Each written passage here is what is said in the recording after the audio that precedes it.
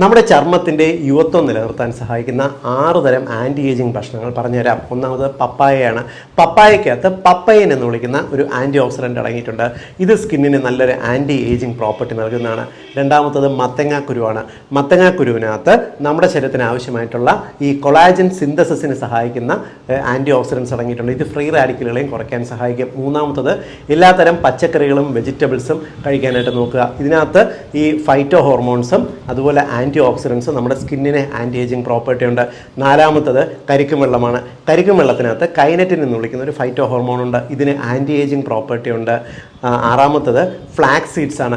Flax സീഡ്സിനകത്ത് omega-3 fatty acids അടങ്ങിയിട്ടുണ്ട്. മാത്രമല്ല ഇത് കൊളാജൻ സിന്തസിസിനും വളരെയധികം നല്ലതാണ്. ആൻറ്റി ഏജിങ് പ്രോപ്പർട്ടി ഉണ്ട്.